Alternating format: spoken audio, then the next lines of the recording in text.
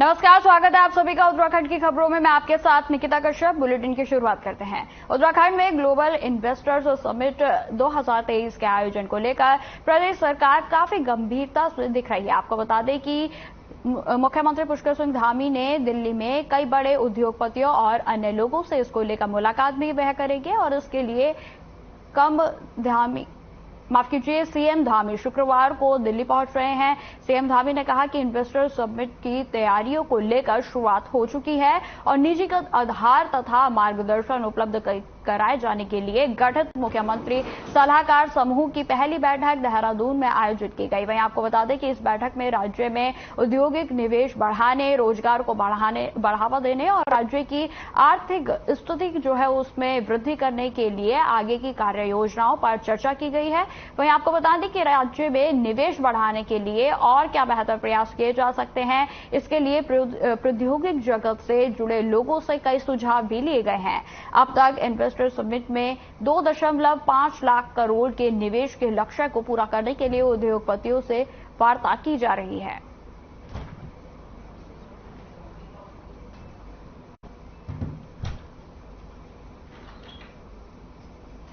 देखिए, पिछले दिनों में उत्तराखंड में निवेश करने के लिए अधिकांश काफी बड़े बड़े उद्योग समूह के लोगों ने, निवेशकों ने अपनी इच्छा भी बताई है और हम लोगों को अपनी जो लैंड से संबंधित उनकी रिक्वायरमेंट थी, उस रिक्वायरमेंट के बारे में भी उद्योग डिपार्टमेंट को बताया है। तो उस संबंध में चूंकि राज्य ने काफी सारे काम किए हैं इस दौरान, उद्योग में हम उद्योगों के निवेश के अनुकूल जो पॉलिसी लेकर आए हैं और एमएसएमई से लेकर दीर्घकालिक, अल्पकालिक और मध्यकालिक जो है हमने। मुख्यमंत्री पुष्कर सिंह धामी ने प्रदेश के युवाओं को बड़ी राहत दी है। सीएम धामी ने ऐलान किया है कि जो युवा अग्निवीर योजना के विरोध में प्रदर्शन में शामिल थे उनके खिलाफ मुकदमे वापस लिए जाएंगे। खास बात यह है कि इन युवाओं में वो ही शामिल किए जाएंगे जो विभिन्न प्रतियोगी परीक्षाओं की तैयारी कर रहे हैं या फिर स्कूल कॉलेज में पढ़ रहे हैं। वहीं आपको बता दें कि मीडिया से बातचीत करते हुए मुख्यमंत्री ने कहा कि युवाओं का भविष्य किसी भी तरह से प्रभावित ना हो, इसके चलते यह निर्णय लिया गया है, जिसकी घोषणा 15 अगस्त के दिन स्वतंत्रता दिवस के मौके पर कर दी गई थी। देखिए, उस समय कुछ युवा जो विभिन्न भर्तियों में आगे भी भाग लेना चाहते हैं, पढ़ाई लिखाई कर रहे हैं, अनेकों प्रतियोगी परीक्षाओं में भाग लेना चाहते हैं, तो उन सभी को हमने कहा है कि क्योंकि उनको किसी एग्जाम में भाग लेने में कोई परेशानी न हो, कोई वैधानिक अड़चन ना आए, उनका भविष्य कहीं से प्रभावित न हो, इसलिए निर्णय लिया है 15 अगस्त के दिन की उनके मुकदमों को वापस करें। मुख्यमंत्री पुष्कर सिंह धामी ने शुक्रवार को दून विश्वविद्यालय में सहकार भारती द्वारा आयोजित 3 दिवसीय सांस्कृतिक और साहित्यिक महोत्सव का शुभारंभ किया। वहीं आपको बता दें कि मुख्यमंत्री ने सहकार भारती के संस्थापक स्वर्गीय लक्ष्मण राव ईमानदार जी की स्मरण में करते हुए उन्होंने मूक साधक की भांति राष्ट्र के लिए समर्पित जीवन जिया और देश में सहकारिता आंदोलन को बढ़ाने के लिए महत्वपूर्ण भूमिका निभाई। वहीं आपको बता दें कि अपनी स्थापना से ही सहकार भारती में सहकारिता आंदोलन को राष्ट्रप्रथम के भाव के साथ आगे बढ़ाने की दिशा में प्रशंसनीय कार्य किए गए हैं और हमेशा अपने कार्यों से यह प्रयास किया जाता है कि समाज के अंतिम व्यक्ति तक उसका लाभ पहुंचाया जा सके।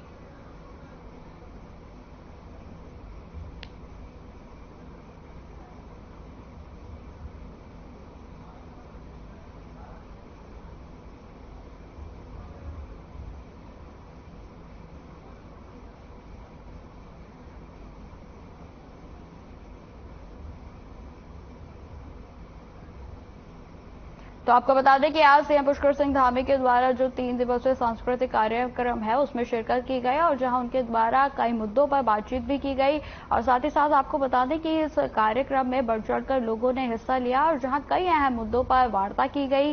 वहीं आपको बता दें कि इस कार्यक्रम का मुख्य उद्देश्य जो है वो सांस्कृतिक मुद्दे पर बातचीत करना था और साथ ही साथ आपको बता दें कि इस कार्यक्रम के दौरान कई गणमान्य लोग मौजूद रहे, जहां पर कई तरीके के सुझाव जो हैं अलग अलग लोगों के द्वारा दिए गए। साथ ही साथ आपको बता दें कि इस संस्था के द्वारा जो है लगातार अच्छे कार्य और योजनाएं जो है वो निकाली जाती हैं और जिसको लेकर लोग जो हैं वो इस संस्था का कार्य की काफी सराहना करते हैं।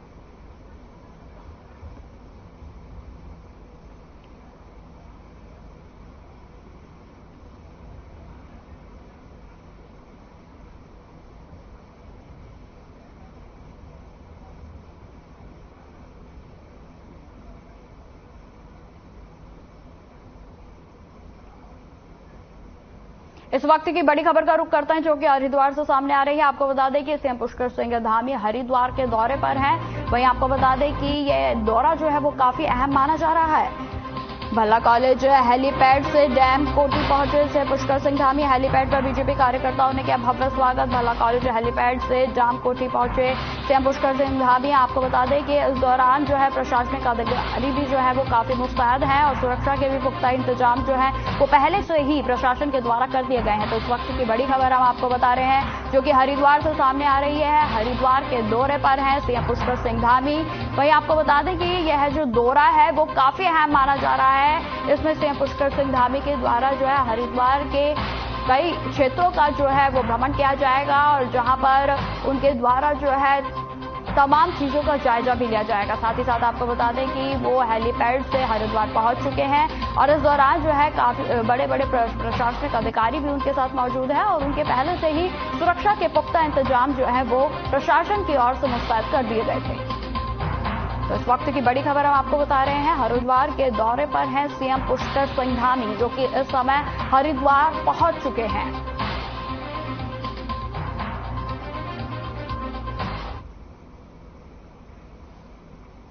तो ये तस्वीरें हम आपको दिखा रहे हैं। हरिद्वार के दौरे पर हैं सीएम पुष्कर सिंह धामी जहां पर आप देख सकते हैं कि उनके साथ कई लोग जो है राजनीतिक और प्रशासन के भी कई बड़े बड़े अधिकारी जो है वो इस समय उनके साथ मौजूद हैं।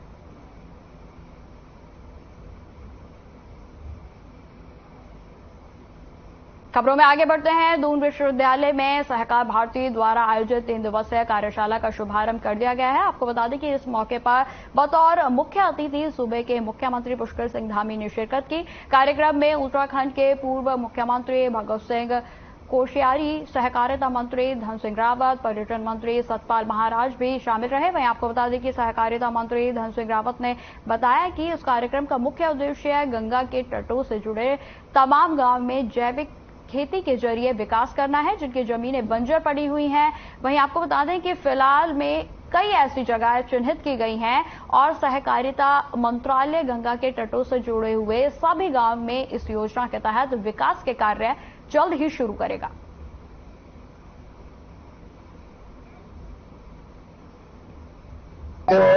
उत्तराखंड सहकार भारती जो है 3 दिन का यहाँ पे कार्यक्रम आयोजित कर रही है और इसका जो पूरा कॉन्सेप्ट है वो यह है कि जो गंगा के किनारे जितने भी हमारे गांव हैं उन गांव में जो बंजर जमीन है वहां पे हम जैविक खेती करें और उसको कोऑपरेटिव मॉडल पे करें।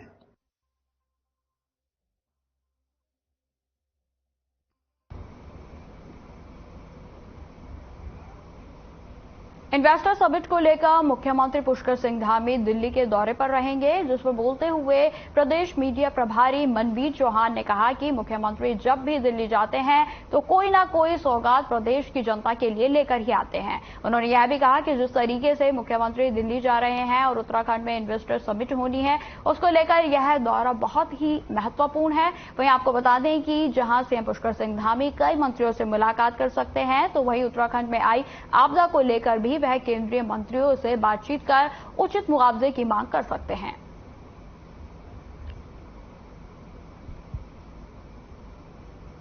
निश्चित रूप से हमारे मुख्यमंत्री जब भी दिल्ली जाते हैं तो प्रदेश के लिए कुछ सौगात लेके आते हैं और ये दौरा भी जिस प्रकार से हमारा जो प्रदेश का प्रस्तावित इन्वेस्टमेंट समिट का है उसको लेकर के भी बात हो सकती है और अन्य जो प्रदेश में हमारी आपदा से ग्रस्त प्रदेश है, आपदाएं जो आई हैं उसके संदर्भ में बातें हो सकती है। अन्य मंत्रीगणों से विभिन्न योजनाओं के संदर्भ में मुलाकात कर सकते हैं।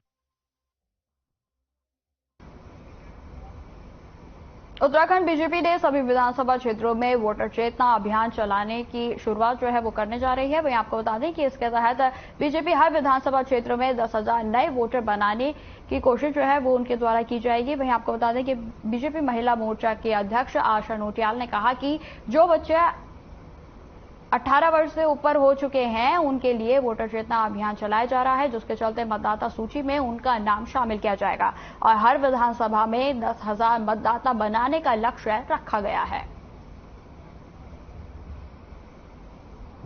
देखिए, जितने भी मतलब क्षेत्रों में 18 साल से ऊपर के बच्चे हैं उनका सबका मतदाता सूची में नाम हो, इसके लिए भाजपा ने अभियान चलाया है और ये शुरू होने वाला है तुरंत। तो जितने भी नए बच्चे हैं जिनका अभी तक मतदाता सूची में नाम नहीं है, हर विधानसभा में 10,000 मतदाता बनाने का लक्ष्य है।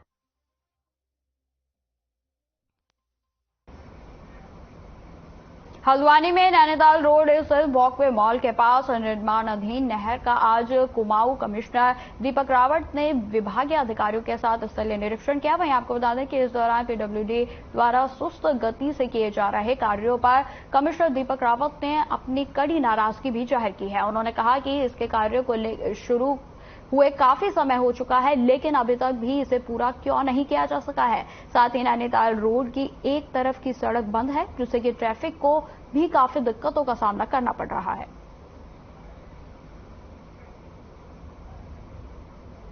ये जो एक टेढ़ी पुलिया पे एक पुराना एक तरह से आप कह सकते हैं कि पुलिया थी यहाँ पे, जिससे पतली थी और पानी का एग्जिट ठीक से नहीं हो पाता था और अक्सर पानी यहाँ पे बहता था। पीडब्ल्यूडी को ये पैसे दिए गए थे काफी पहले प्राधिकरण से। प्रोजेक्ट बहुत बड़ा नहीं है, लगभग 1.7 करोड़ के आसपास का प्रोजेक्ट है, लेकिन इसमें बहुत ज्यादा विलंब हो गया है।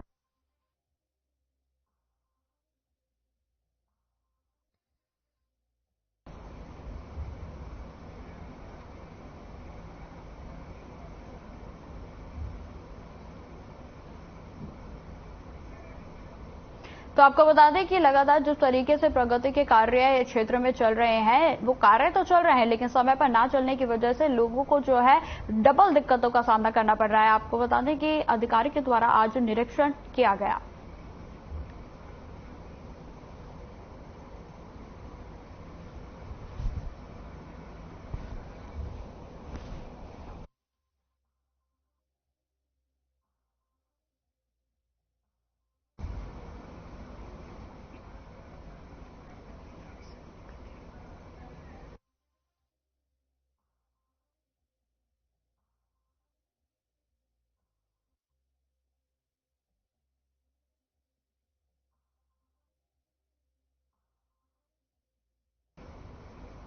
काशीपुर के थाना कुंडा स्थित ग्राम बैलजुड़ी के पास ठेला नदी में नहाते हुए एक बच्चे की दर्दनाक मौत हो गई। आपको बता दें कि सूचना मिलते ही परिवार में कोहराम मच गया। वहीं बताया जा रहा है कि बच्चा अपने दोस्तों के साथ ढेला नदी में नहाने के लिए गया था, जहां पर वे एक गड्ढे में जा गिरा और अन्य दोस्तों के शोर मचाने पर आसपास के ग्रामीण मौके पर पहुंचे, लेकिन लोगों के बचाने से पूर्व ही उसने दम तोड़ दिया था। सूचना मिलने पर मौके पर पहुंची पुलिस ने शव को कब्जे में लेकर पोस्टमार्टम के लिए भेज दिया है।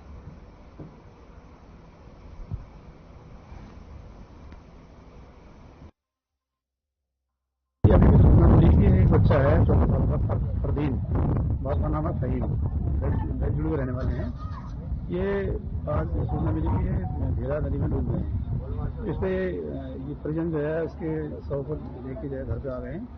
अभी हमें सूचना मिली तो हम भी पहुंचे हैं, परिजनों को समझाया, उसके आज को जो है पंचायत भर के पोस्टमार्टम को भेजा।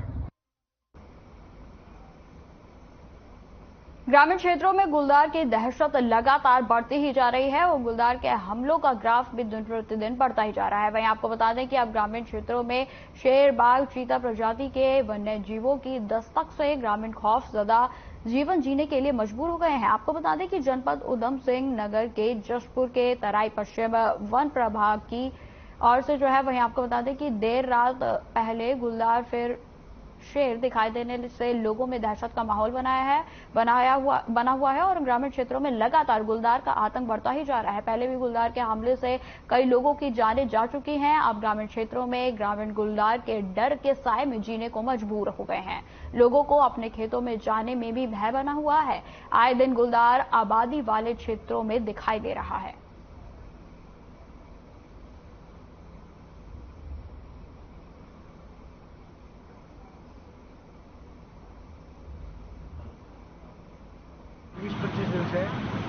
गांव भगवंतपुर में, और ये पश्चिम की दिशा में जहाँ हमारा खेत होता है, कुएं वाला खेती होते हैं, 20-25 दिन से लगातार लगभग 9:30 बजे से 10 बजे तक एक गुलदार से अलग जीव जो जिसे हम शेर कह रहे हैं इस तरह का आ रहा है। और 3-4-5 दिन से हम लोग उसे ट्रेसर देख भी रहे हैं पर कर कुछ नहीं पा रहे। वन विभाग से संपर्क बनाया है, 100 नंबर पर फोन करा है। अब आज ये विधायक जी से गुजारिश करना है कि भाई सहायता करो, कुछ यहाँ से निजात पाओ, क्योंकि निकलना वलना सब लोगों को खेती करनी है, चारा लाना है, सब कुछ करना है। कोई घटना घट गई तो मामला खराब हो जाएगा। 15 दिन से गुलदार और शेर काफ़ी मात्रा में दिखाई दे रहा है लगातार, जिससे हम सारे गांव वाले डरे हुए हैं। हमारा बस्ती से नज़दीक मुश्किल से 50 मीटर दूरी पर नहीं है, वहाँ रोज़ आता है, दहाड़ता है। हमारे पशु वगैरह हैं, हम चिंतित हैं, घास कूड़ा कुछ नहीं ला पाते हैं और वन विभाग वालों को सूचित किया हमने, लेकिन कहीं ना कहीं उनकी नाकामी हमें नज़र आ रही है। डरे लग रहे हैं वो कभी सुबह का घास दे कर शाम को देते हैं। इस चक्कर में आज हम विधायक जी के पास आए हैं। विधायक जी को उन्होंने आश्वासन दिया है कि हम शाम को पिंजरे लगवाएंगे, और हमने 100 नंबर पर भी कॉल किया था। वहाँ से बोधवाली में फ़ोन आया था उनके पास, उनके दो पुलिस वाले आए थे यहाँ, उनको मैंने सूचित कराया। उन्होंने वो हमने वीडियो की एक जो दिखाई दिया शेर, वो उन्होंने उनको प्रोवाइड कराई। बरसों से गुलदार का आतंक हमारे पतरामपुर क्षेत्र इधर जसपुर में बढ़ा है, और उसी के लिए एक बार अभी क्योंकि रायपुर में भी एक हमला हुआ था जिसमें वो बाघ यूपी की महिला थी, और अभी कुछ दिन पहले पतरामपुर में भी हुआ है, और अभी भगवंतपुर के लोग आगे बता रहे हैं कि गुलदार और बाघ दोनों देखे गए। तो मैंने रेंजर महोदय से कहा है कि आप कैमरे लगा के उसकी मॉनिटरिंग करें और उसमें जहां भी हो तो पिंजरा लगाकर उसको पकड़ने का प्रयास करें।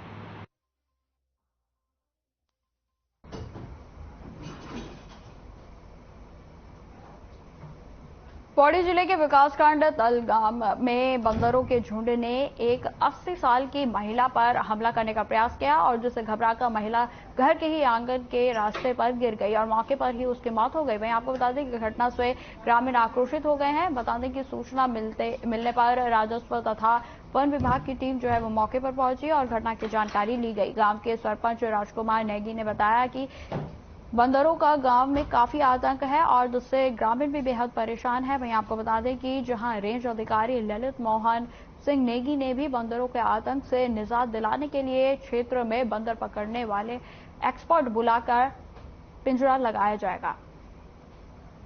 वन फॉरेस्ट रिजर्व से ये कहना चाहता हूँ, आज हमारे गांव में तमला में एक बड़ी घटना घटी बंदरों के आतंक से, और बुजुर्ग महिला बंदरों को भगा रही थी और बंदरों ने उन पर हमला करके उनको नीचे गिरा दिया और महिला की मृत्यु हो गई।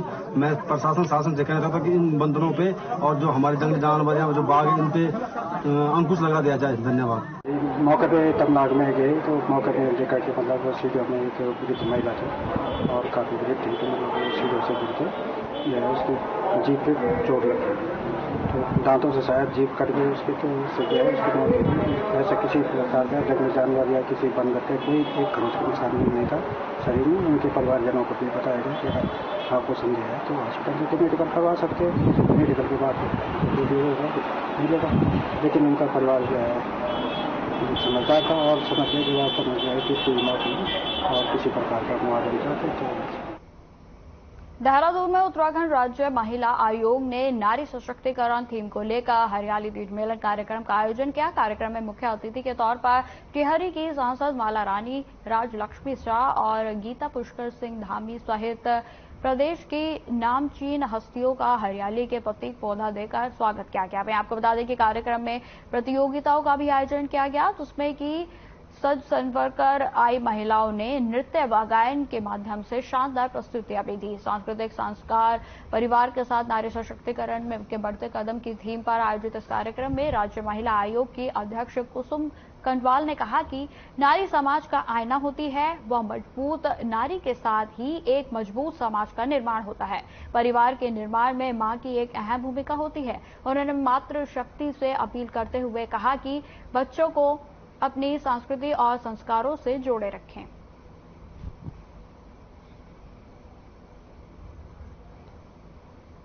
हमारे जिन लोगों को आना था, तो क्योंकि अभी उत्तराखंड में कई जगह बारिश के कारण क्षति हुए हैं, तो बहुतों के टेलीफोन आए हैं कि हम नहीं पहुंच पा रहे हैं। हमारे जो आज के मुख्य अतिथिगण हैं, और मुझे लगता है हमने अपनी टिहरी लोकसभा की सांसद माननीय राज्य लक्ष्मी शाह जी और माननीय मुख्यमंत्री जी, जिनको कि मैं देखती रहती हूँ कि हम कहते हैं कि किसी भी पति के पीछे किसी पत्नी का हाथ होता है या किसी भी महिला का हाथ होता है। मैं जब भी मुझे वक्त लगता है, मैं सोशल मीडिया के माध्यम से देखती रहती हूँ। आप इतनी एक्टिव रहती हैं, और आप एक्टिव कैसे रहती हैं? आप वर्चुअल सोशल मीडिया पे जो स्वयं से सहायता समूह की जो बहनें हैं, उनसे आप चर्चा पर चर्चा करती रहती हैं। खबरों में आगे बढ़ते हैं। मंदिर के प्रांगण में प्रतिवर्ष भाद्रपद मास की संस्कृति से, जिसे सिंह संस्कृति भी कहते हैं, उस दिन का एक विशाल मेला लगता है, और जो कि सांस्कृतिक मेले के नाम से भी प्रसिद्ध है। आपको बता दें कि जिसमें सुदूर गांवों के हजारों संख्या में जो भक्त हैं वो सुबह से ही पूजा पाठ व मां के दर्शन के लिए यहां आते हैं, और कीर्तन भजन उनके द्वारा किए जाते हैं। भक्तों के आने का ये सिलसिला पूरे दिन ही चलता रहता है, और फिर सभी लोग कुमाऊनी सांस्कृतिक मेले का आनंद लेते हैं। आपको बता दें कि इस साल भी द्वाराहाट के नेथना देवी मंदिर में घी संस्कृति पर लगे मेले में भिकिया, सेंट और चौखुटिया और द्वाराहाटा ब्लॉक के दर्जनों गांव के लोगों ने शिरकत करते हुए नेतना देवी मंदिर में पूजा अर्चना की।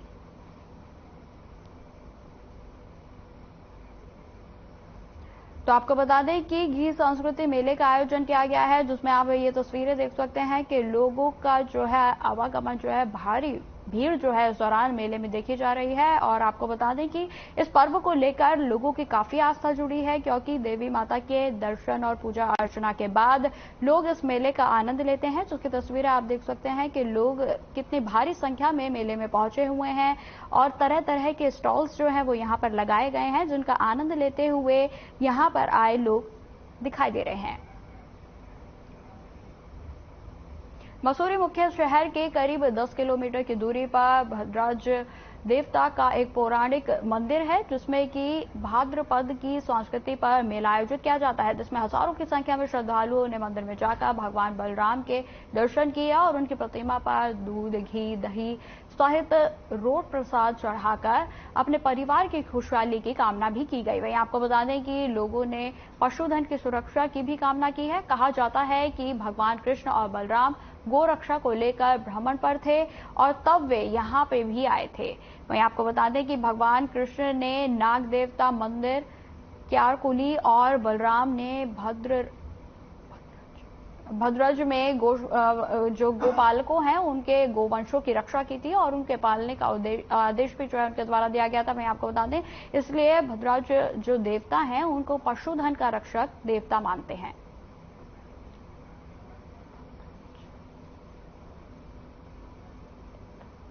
भद्राज भगवान की जय हो। जैसा कि आप देख रहे हैं कि मेला हर वर्ष जुड़ता है और अनंत काल से जुड़ता आ रहा है। 16 और 17 अगस्त को ये मेला होता है। संक्रांति के दिन भगवान की विशेष पूजा अर्चना का दिन होता है। दूर दूर से लोग आते हैं, घी, दूध, मक्खन, रोट, हलवा लेकर के भगवान को चढ़ाते हैं और अपनी कामनाएं भगवान से कहते हैं, अपनी मनोकामनाएं भगवान से कह करके अपना भगवान का आशीर्वाद लेकर घर की ओर प्रस्थान करते हैं। ये मेला सांस्कृतिक मेला भी है और एक आध्यात्मिक मेला भी है। ये भद्राज भगवान है, बलराम जी इनका नाम है। इनको संकर्षण, बलदाऊ, बलदेव, बलभद्र, भद्राज अनंत नामों से जाना जाता है। भगवान कृष्ण के बड़े भाई हैं और द्वापर युग से भगवान यहाँ विराजमान है। आज का मेला इसलिए महत्वपूर्ण, दो बातों में महत्वपूर्ण है। एक तो भद्राज मंदिर समिति ने भद्राज मंदिर के समीप एक गायों के रक्षा के लिए, गायों के संरक्षण के लिए गौशाला के निर्माण का निर्णय लिया है कि भद्राज मंदिर समिति एक यहाँ पर गौशाला का निर्माण करेगी। और जो गायें हम देख रहे हैं कुछ जंगलों में घूम रही है, सड़कों में घूम रही है, उनको कोई देखने वाला नहीं है, बहुत बुरी स्थिति गौ माता की है। तो गौ माता के संरक्षण के लिए हमने एक गौशाला को बनाने का निर्णय लिया है, इसलिए महत्वपूर्ण है। और दूसरा, भद्राज मंदिर समिति ने विभिन्न क्षेत्रों में जो उत्कृष्ट काम करने वाले लोग हैं, खेलों के क्षेत्र में, शिक्षा के क्षेत्र में, बाग बगीचे के क्षेत्र में और अपने पशुपालन के क्षेत्र में, शिक्षा के क्षेत्र में, तमाम ऐसे 8 लोगों को भद्राज गौरव सम्मान से सुशोभित किया है। तो भद्राज समिति ने 2 बड़े काम किए हैं।